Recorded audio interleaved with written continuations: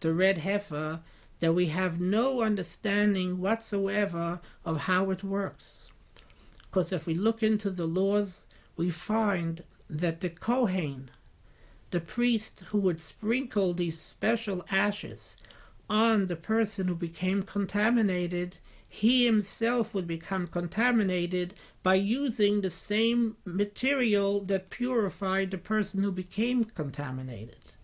How can it be that the same ashes that have the power to purify contaminates the person who handles it and sprinkles it on that other person?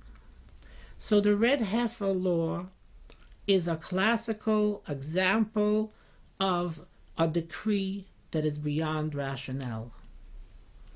And somehow we find something very interesting, that the Torah, when it talks about the red heifer, classifies the red heifer zos chukas haTorah.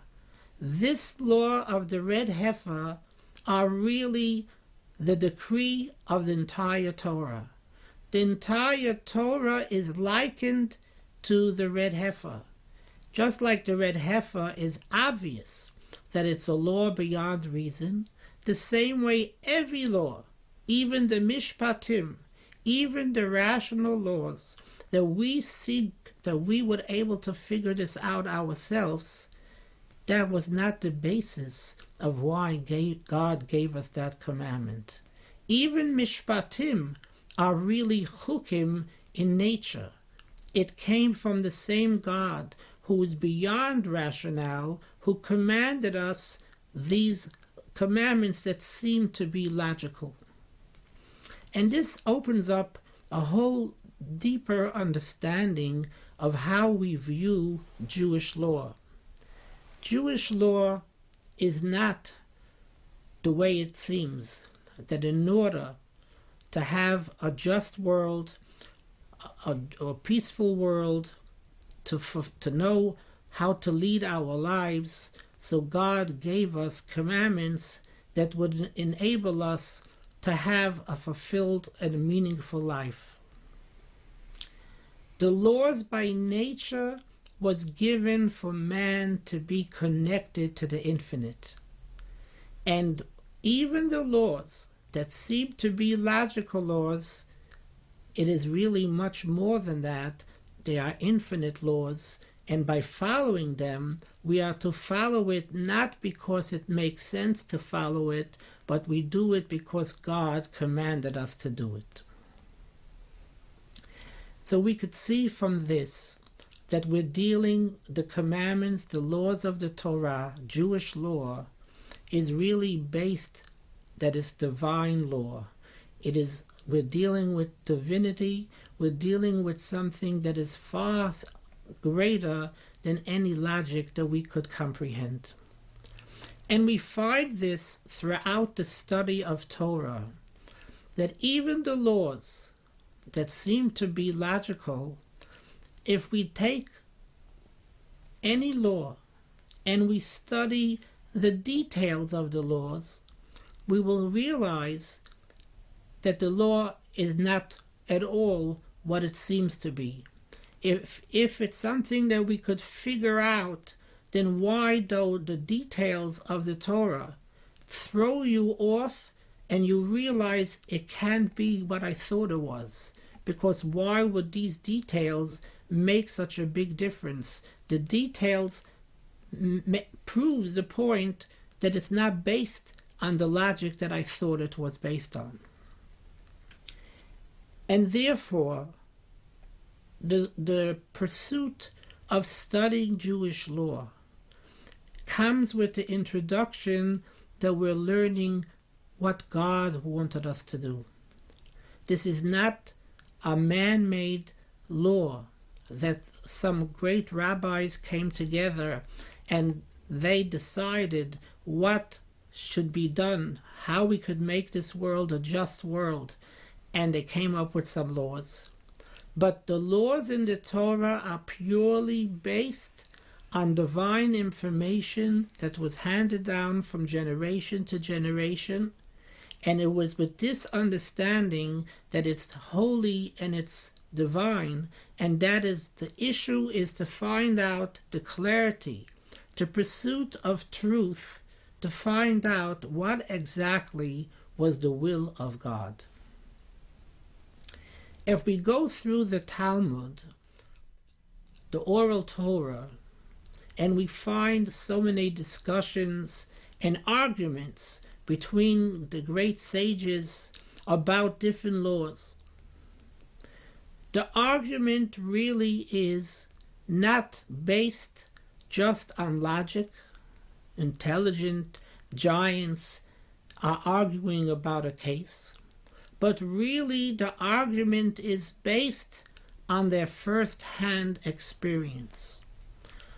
The people of the Mishnah or the people of the Gemara were people who are actually holy people.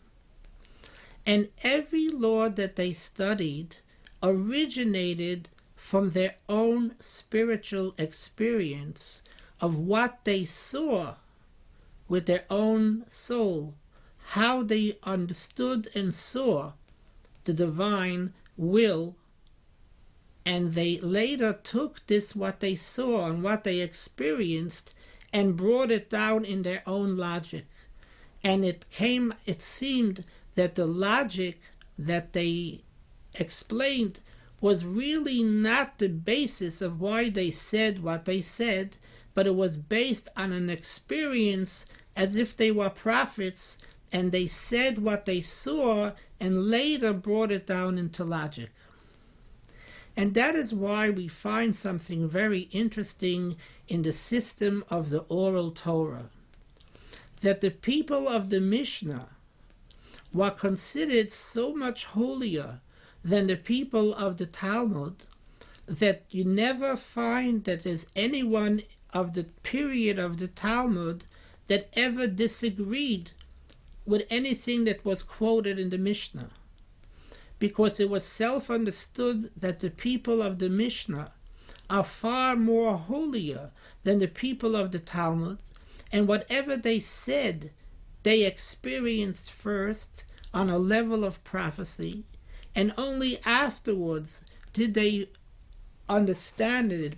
They brought down what they experienced in their own logic, and therefore it cannot be refuted, because it wasn't just based on the logic that they explained, but it was who they were, and whatever they said, they saw it, they experienced it first. And you find the same exact method also after the period of the Talmud. No one ever argues with something that was already decided in the time of the Talmud. If it was already a decision made, although it seems that the decision that was made was based on a logical concept, and therefore being there was based on logic, why can anyone else refute it? Why is it that something that was already decided in Jewish law, in the Talmud, no one ever dared to disagree with anything that was written in the Talmud? The answer could only be that it was self-understood that once the Talmud was sealed and that generation is ended, then once that period is ended, that level of prophecy no one could refute.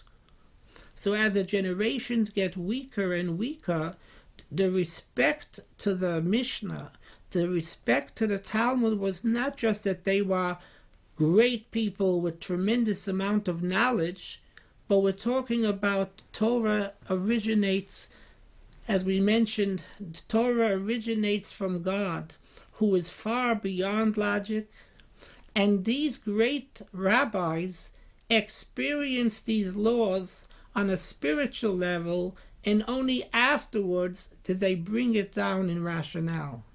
And therefore, even though I could use, with my own mind, I could explain and think that I disagree with something that was said in the Talmud or said in the Mishnah, I can disagree